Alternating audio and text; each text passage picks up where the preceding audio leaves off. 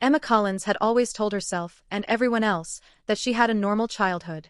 She grew up in a quiet Portland suburb, in a house with blue shutters, neatly trimmed hedges, and the perfect front porch that caught the morning sun just right. Her parents were the type people envied. Her father, Mark, a high school history teacher with a reputation for being strict yet fair. Her mother, Linda, a volunteer at the local library, always ready with a warm smile. Family photos lined the hallways, snapshots of birthdays, vacations, and holiday mornings where everyone smiled for the camera. From the outside, her life seemed ideal. Yet, behind those smiles, there was a quiet tension Emma had never fully understood. She remembered walking down the hallway as a child, holding her mother's hand, feeling a small knot of anxiety in her stomach. Her father's voice, often calm, could quickly turn sharp if expectations weren't met. Emma had learned early that mistakes were not forgiven easily, and that expressing strong emotions often brought consequences. She buried those feelings deep, convincing herself that this was normal. After all, didn't every child feel the occasional fear of disappointing their parents? Didn't every child feel the sting of a sharp word or the weight of a disapproving glance? Emma told herself yes. She was a good girl, polite, obedient, and her exterior life reflected that conformity. It wasn't until her late 20s, after a particularly intense panic attack at work, that Emma began questioning the story she had told herself. She found herself sitting in a therapist's office, heart racing, hands trembling, confronting emotions she didn't know she still carried. Dr. Hannah Reese, her therapist, listened quietly as Emma described her life. The first question Dr. Reese asked was simple, yet it pierced through Emma's defenses. "Can you tell me about your earliest memory of comfort?" Emma froze. Comfort. A warm feeling, a sense of safety, the knowledge that someone would protect her. She struggled to summon a memory that fit. Her bedroom came to mind. Pink wallpaper, dolls lined on the shelves, the scent of her mother's perfume, but none of it brought warmth. Only a vague tension, the echo of footsteps in the hallway, the weight of unseen expectations. That night, Emma couldn't sleep. She lay awake, staring at the ceiling, wondering if what she had always believed about her childhood was true. Was it really normal? Or had she spent decades hiding from a truth too uncomfortable to face? The question lingered like a shadow, the first flicker of awareness that her past, as carefully constructed as it seemed, might be far more complicated than she had allowed herself to imagine. This realization, though unsettling, also carried a strange sense of relief.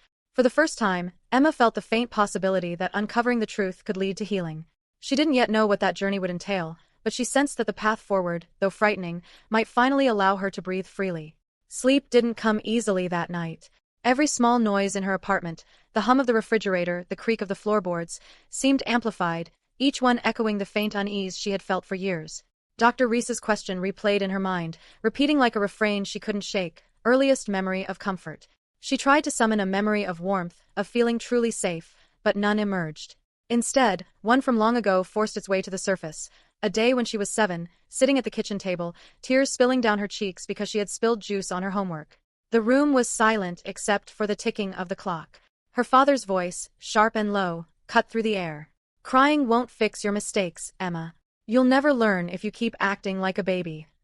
Her mother stood nearby, drying dishes, smiling faintly, pretending not to notice. Emma had told herself that this was just strict parenting. Everyone experienced it. It wasn't abuse. It was discipline. But now, in the quiet darkness of her apartment, she realized that even as a child, she had felt fear. Real, stomach-turning fear that something terrible would happen if she disappointed her father. Another memory emerged, more vivid, more terrifying. Her father had grabbed her wrist too tightly when she argued once, eyes dark, voice low. "Don't embarrass me again." She remembered the sting, the panic, and the helplessness she had felt, and it was like a rush of old air she hadn't breathed in years. She had suppressed it, convinced herself she had imagined it, or that she was being overly sensitive. Now, with Dr. Reese's gentle questions as a mirror, those memories refused to be denied. Emma picked up her journal and began writing, hand trembling as she described the feelings she had spent decades avoiding. She realized that much of her adult anxiety, her perfectionism, and her difficulty trusting others could be traced back to those moments. Sleep eventually found her, but it was shallow, punctuated by dreams of narrow hallways, locked doors, and the echo of a father's footsteps. When she awoke, she felt an odd combination of exhaustion and clarity. Something inside her had shifted. She could no longer cling to the comfortable narrative of a normal childhood. The truth was emerging, fragile and raw, and though it frightened her, it also gave her hope. The first step toward healing was recognizing the reality she had long denied. At her next session, Emma arrived tense, heart tight with anticipation and anxiety.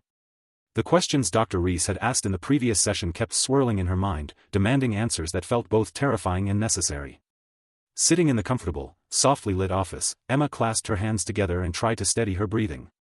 Dr. Reese's calm presence was a contrast to the turmoil inside Emma, a grounding force she didn't yet fully understand. "Tell me about the emotions that surface when you remember these moments," Dr. Reese said, her voice gentle, almost melodic. Emma hesitated, unsure how to articulate decades of buried fear and confusion. I guess I always felt afraid," she admitted quietly. "Afraid of disappointing my parents, afraid of making mistakes, afraid that if I showed any weakness, something bad would happen." Dr. Reese nodded. "Fear isn't a normal foundation for a childhood. It's a signal, a symptom of something that wasn't safe or nurturing. Emotional neglect often shows up this way. It's not always about physical harm. Sometimes it's the absence of comfort, the lack of acknowledgement when a child is in distress. You learned early that expressing emotions could be dangerous, or at least unwelcome. That shapes your relationship with the world in ways that often persist into adulthood." Emma's throat tightened. She had spent her life believing she was just a sensitive, overly emotional person. Now, the possibility that her parents' behavior had been formative in ways she hadn't realized made her both angry and profoundly sad. Over the following weeks, Emma's therapy sessions became a journey of rediscovery. She revisited memories of dinners where she had felt invisible, of birthday parties where gifts were overshadowed by criticism, of being reprimanded for showing joy or disappointment. She recalled hiding in her closet to escape arguments she didn't understand, lying awake at night as her father's voice echoed down the hallway, and her mother's absence of intervention leaving her to navigate fear alone. Dr. Reese helped her reframe these experiences not as failings on her part, but as evidence of a childhood shaped by neglect and conditional love. Emma began to see patterns in her adult life, her people-pleasing tendencies, her anxiety, her need to control outcomes, all as extensions of coping mechanisms learned in childhood. The realization was painful, but also liberating. For the first time, Emma allowed herself to feel the grief she had suppressed for decades. Tears came freely, unbidden, as she faced the truth she had denied for so long. Each session left her raw but slightly lighter, as if acknowledging her past could begin to unburden her. She started to understand that healing wasn't about forgetting, but about embracing the truth and reclaiming her own narrative. The next Sunday, Emma returned to her parents' house for dinner. She had long considered these visits routine, comforting even. Yet this time, everything felt different. The blue shutters of the house, the aroma of her mother's cooking, the laughter around the table, all of it seemed filtered through a lens of awareness she could not ignore. Her father, Mark, greeted her warmly, but Emma noticed the subtle tension in his posture. "There's my successful girl," he said, his words smooth, practiced, masking control beneath the surface. Her mother smiled, bustling in the kitchen with her habitual warmth, though Emma now noticed the slight weariness behind the facade. During dinner, conversations flowed around the usual topics: work, neighborhood news, mutual acquaintances. But Emma observed patterns she had once ignored. Her father subtly interrupted her mother, asserting dominance with an almost invisible firmness. Her mother's smiles felt like performances, carefully crafted to avoid conflict. And Emma herself felt a strange mix of nostalgia and unease, caught between the memories of her childhood and the revelations emerging from therapy. When she mentioned starting therapy, her father's eyes narrowed slightly, though he maintained his public composure. "Therapy? For what?" he asked casually, his tone sharp beneath the surface politeness. Emma hesitated. "Just work stress," she said, forcing a laugh. He nodded, satisfied, unaware of the storm churning inside her. Emma's gaze fell on the family photograph above the mantel, a holiday snapshot of her smiling parents and herself. She had once found comfort in the image, seeing love and warmth frozen in time. Now, she perceived the underlying tension, her father's subtle control, her mother's forced smile, the weight of expectations pressing down on a young girl who had learned early to hide her fear.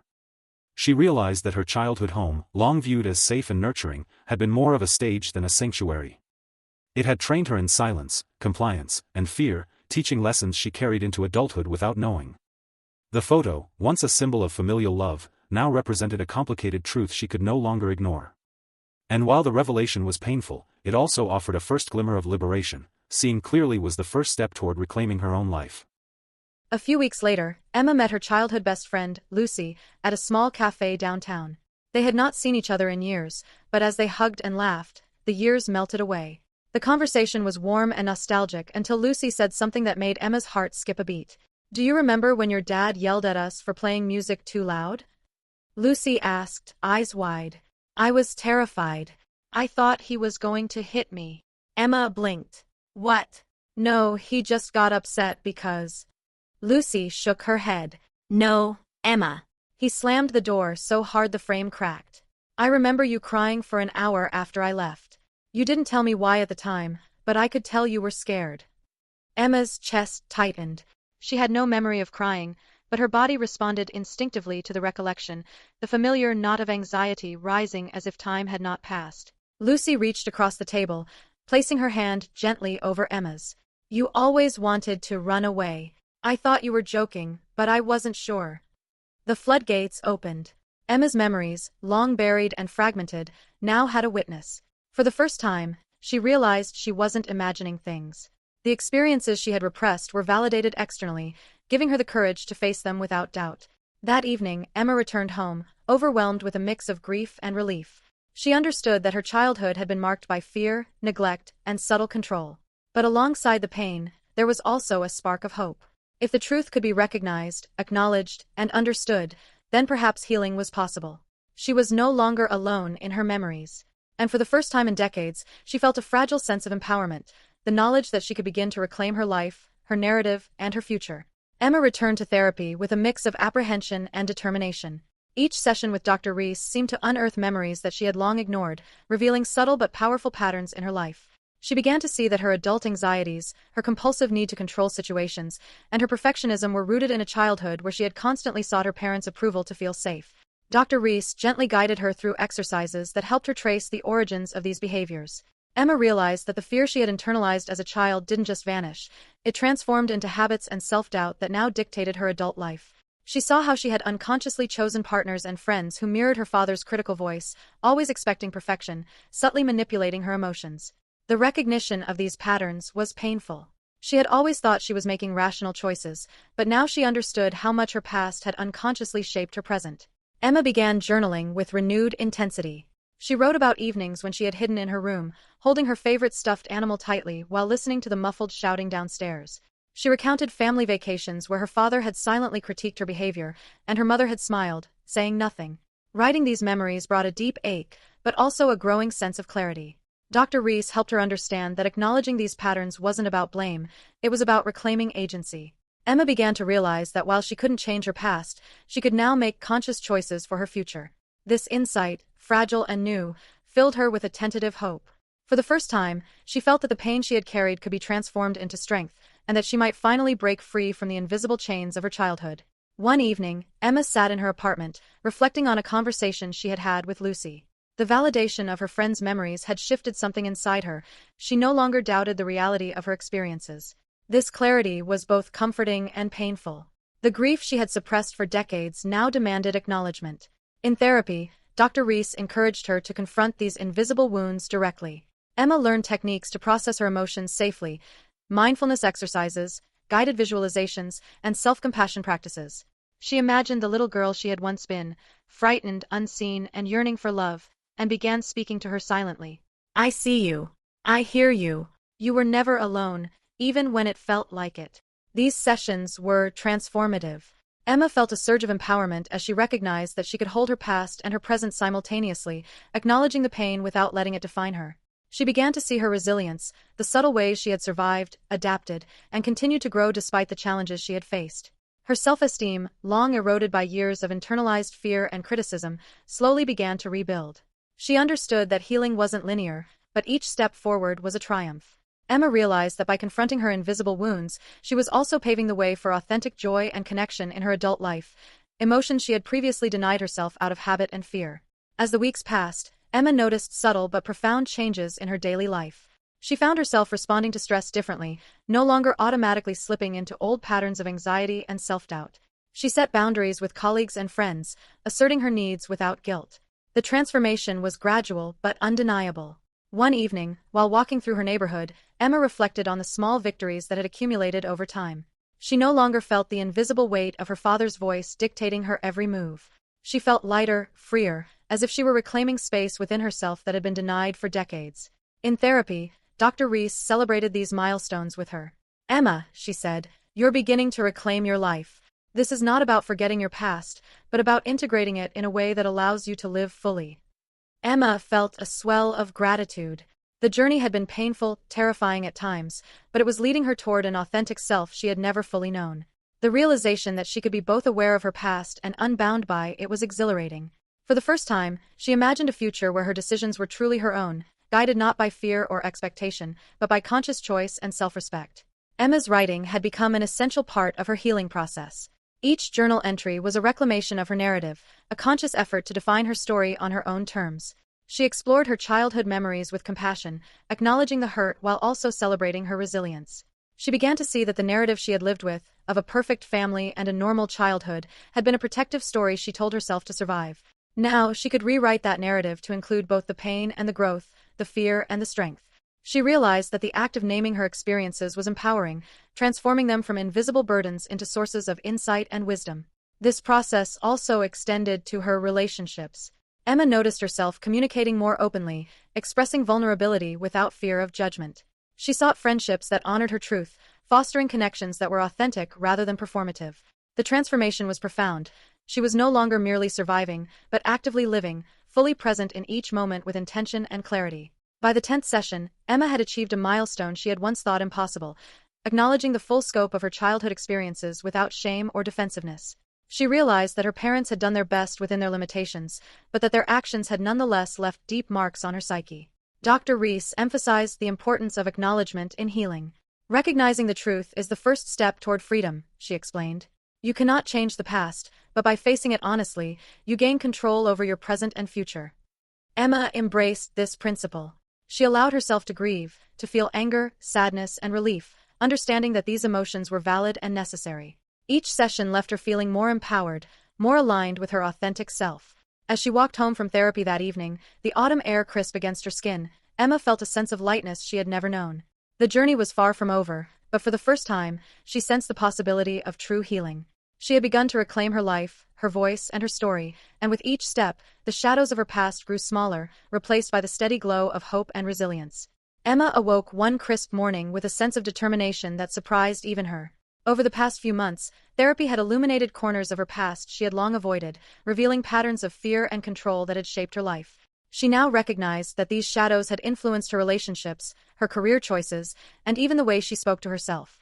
The first step, she realized, was to confront herself honestly, to face the mirror of truth without flinching. Sitting at her vanity, she gazed at her reflection, seeing not just the green-eyed woman staring back at her, but the frightened little girl who had learned to survive in silence.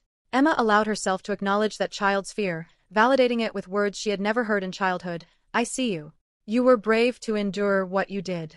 You are worthy of love and safety. This practice, recommended by Dr. Reese, was more than self-affirmation. It was a ritual of acknowledgement and healing. Emma began to write letters to herself as a child, pouring out years of unspoken thoughts and emotions. Each letter was a bridge connecting her past and present, allowing her to reconcile with the experiences she had once suppressed. She began noticing shifts in her adult life almost immediately. Situations that would have previously triggered anxiety, a tight deadline at work, a tense social interaction, were now met with awareness rather than automatic fear. Emma realized she could now recognize old patterns without being enslaved by them. The mirror, once a reflection of a life constrained by unacknowledged pain, had become a tool for liberation and self-discovery. As Emma progressed in therapy, she felt a growing desire to reconnect with the parts of herself she had lost over the years. Childhood joys, drawing, exploring nature, spontaneous laughter, had been buried under layers of fear and conditioning. Emma began reclaiming these pieces through deliberate acts of self-expression. She spent weekends sketching in the park, letting her pencil flow freely without judgment. Music, once forbidden in the household for being too loud or distracting, became a source of solace. She allowed herself to dance alone in her apartment, laughing at the sheer delight of movement without expectation. These acts were small rebellions against the invisible constraints of her upbringing, yet profoundly empowering. Emma also reached out to Lucy more often, rekindling a friendship that had been interrupted by years of self-imposed isolation. Conversations with Lucy were honest, filled with laughter and vulnerability. For the first time in years, Emma felt fully seen, not judged, not corrected, but understood. The connection reminded her that human relationships could be nurturing and safe, countering the early lessons of fear and conditional love. Dr. Reese encouraged Emma to journal about these experiences, noting not just the emotional release but also the emergence of self-trust. Through reconnecting with her lost self, Emma was building a foundation for a life defined not by past trauma, but by conscious choice, joy, and resilience. Emma's therapy sessions increasingly focused on exploring the roots of her childhood experiences. Dr. Reese guided her through exercises that highlighted the dynamics of her family, revealing patterns Emma had never fully recognized. Her father's need for control, her mother's enabling silence, and the subtle ways fear was instilled became clear in a way that was both painful and enlightening. Emma realized that she had internalized lessons she was never meant to carry, that emotions were dangerous, mistakes were unforgivable, and love had to be earned. She had learned to measure her worth based on others' approval, a habit that had persisted into adulthood. Recognizing these roots was a turning point. It allowed Emma to separate her inherent value from the distorted messages she had received. This awareness extended into her daily life. At work, she noticed moments when self-doubt would creep in, and she paused to reflect on its origin rather than reacting automatically. Social interactions became opportunities to assert her needs and boundaries without fear. Emma felt an emerging sense of agency, a quiet power in acknowledging the past while refusing to let it dictate the present. Each session, each reflection, and each journal entry strengthened her confidence. The roots of pain, once invisible and oppressive, were now understood, and Emma could see them as starting points for growth rather than chains that bound her. She began to embrace the possibility of a future shaped not by fear, but by choice, compassion, and resilience. One of the most challenging aspects of Emma's journey was grappling with forgiveness. She did not seek to excuse her parents' neglect, but she understood that holding on to resentment only extended her own suffering. Through therapy, Emma explored what forgiveness meant, a conscious decision to release the grip of the past, not necessarily a reconciliation with those who had caused harm. She wrote letters to her parents, letters she did not intend to send, expressing her emotions freely, the fear, the anger, and finally, the understanding. "I know you did your best," she wrote, "but your best was not enough to give me the safety I needed. I release the anger I've carried for decades." Writing these words was transformative. She felt a sense of lightness, a lifting of the burden she had unknowingly carried throughout her adult life. Forgiveness allowed Emma to redirect energy previously consumed by resentment towards self-care, personal growth, and the pursuit of joy. It did not erase the past, but it empowered her to move forward, no longer trapped by invisible chains. She began to see herself as a survivor, not a victim, and this shift in perspective was profoundly liberating. Emma began to notice changes in her daily life. Simple activities, cooking a favorite meal, spending time in nature, laughing without restraint, became sources of genuine joy rather than fleeting distractions. She allowed herself to set boundaries at work, declining tasks that were unreasonable and advocating for her needs. Socially, she gravitated toward relationships that felt authentic, where mutual respect and empathy were present. Through therapy, journaling, and mindful reflection, Emma realized that happiness was not a distant or impossible goal. It was a skill she could cultivate. Each act of self-care, each assertion of boundaries, and each moment of connection was a small victory in reclaiming the life she had long been denied. The little girl inside her, scared, hidden, and silenced, now had a voice. Emma's journey had not erased the fear or the pain, but it had equipped her with the tools to transform them into sources of strength and insight. She was learning to live fully, guided by awareness, self-compassion, and courage. Emma stood by her apartment window one evening, watching the city lights twinkle. For the first time, she felt a deep sense of peace and possibility. She had confronted her past, acknowledged the truth, and taken the first genuine steps toward freedom and joy. The path ahead remained long, but Emma now walked it with confidence, resilience, and hope. Emma had spent years suppressing her true thoughts and feelings, carefully shaping her words to avoid conflict or disappointment. Therapy revealed that this habit was not merely politeness, it was a survival mechanism formed in childhood. Her father's sharp criticisms and her mother's silent acquiescence had taught her early that expressing herself could be dangerous. Now, as she navigated adulthood, Emma felt a profound need to reclaim her voice. She began speaking more openly, asserting her opinions at work and in her personal relationships. At first, it was uncomfortable. There was a lingering fear that she would be criticized, dismissed, or abandoned. But with each expression of honesty, her confidence grew.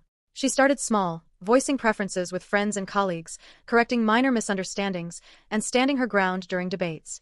Each successful instance reinforced a new internal narrative. Her voice mattered, her feelings mattered, and she had a right to be heard. Emma also practiced self-expression in private. She read poetry aloud, recorded thoughts in a voice journal, and even performed sketches of her childhood memories, transforming them into art. These activities were more than creative outlets, they were acts of reclaiming autonomy over her own story. By speaking her truth, both literally and figuratively, she began to dismantle the invisible chains that had bound her for decades. The empowerment she felt was tangible. For the first time, Emma understood that reclaiming her voice was not about confrontation but about self-respect. She could now navigate the world with authenticity, anchored in the knowledge that she deserved to be heard and seen. This awakening brought with it a new sense of freedom, illuminating a future where her choices were her own and her past no longer dictated her life. Emma had spent much of her life concealing vulnerability, believing it was a weakness. Her childhood lessons had taught her that fear, sadness, or doubt could be exploited or dismissed. But therapy revealed that vulnerability was not a liability, it was a strength, a bridge to genuine connection and emotional resilience. She began allowing herself to feel fully, even when it was uncomfortable. Tears were no longer a signal of failure but a release of years of suppressed emotion.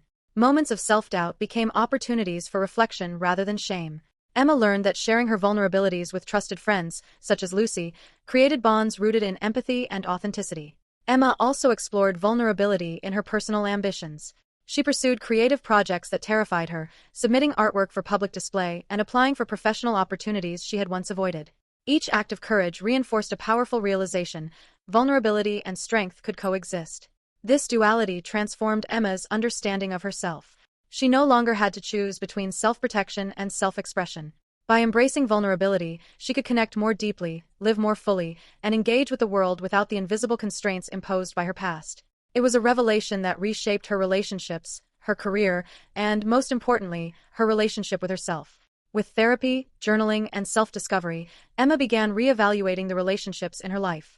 She recognized which friendships and romantic connections were rooted in mutual respect and genuine care, and which perpetuated old patterns of fear, control, or conditional approval. Emma confronted old dynamics that had gone unchallenged. In particular, she noticed that she had often allowed subtle criticism to influence her decisions, a habit stemming directly from her father's strict and controlling influence. By naming these patterns and communicating assertively, she reclaimed autonomy in her interactions. She also deepened bonds with friends who provided support without judgment. These relationships became sanctuaries where Emma could explore her feelings freely, take emotional risks, and experience trust and acceptance. This healing in relationships reinforced her emerging sense of self-worth. Emma understood that she could maintain boundaries without guilt, express her needs without fear, and cultivate connections that nourished her rather than drained her. Through these relational changes, she witnessed the tangible effects of her inner work. Her life became increasingly aligned with her values and desires, reflecting the authenticity she had long sought. As Emma approached the final stages of her therapy journey, she worked on integrating her past into her present. She no longer viewed childhood experiences as sources of shame or defeat. Instead, she saw them as shaping forces that had contributed to her resilience, empathy, and awareness. Emma reflected on the little girl she once was, scared, unseen, and silenced, and felt compassion rather than regret. She acknowledged the pain, recognized her survival, and celebrated the courage it took to endure. Integration meant accepting both the hurt and the growth, allowing the past to inform her identity without dominating it. She also practiced mindfulness, meditative reflection, and narrative exercises to solidify this integration. Journaling became a tool to honor her experiences and affirm her growth. Through this process, Emma realized she could carry her past without it limiting her potential. Each day became a conscious choice to live fully, honor her feelings, and embrace the authentic self she had fought so long to reclaim. Emma stood on her apartment balcony one evening, the city lights glittering like stars below. She breathed deeply, feeling a calm that had once seemed impossible. Therapy had unveiled truths she had long avoided, brought memories she had suppressed into consciousness, and given her the tools to navigate them with courage and self-compassion. She reflected on the journey, the panic attacks that led her to therapy, the buried memories of fear, the revelations from friends who remembered what she had repressed. She had confronted her past, validated her experiences, reclaimed her voice, embraced vulnerability, and healed her relationships. Emma recognized that she was not defined by her childhood but empowered by the insight, resilience, and strength it had fostered within her. Her life was no longer a narrative dictated by fear and silence. It was a story of growth, empowerment, and hope. Emma allowed herself to dream openly, to pursue passions, and to engage with the world fully, knowing that her worth was inherent, her voice mattered, and her experiences, both painful and joyful, were part of the rich tapestry of her life. For the first time, she felt truly free. Her past had shaped her, but it no longer controlled her. Emma Collins had reclaimed her life, not as a perfect person, but as a brave, authentic, and resilient woman, fully capable of love, joy, and the limitless possibilities that lay ahead.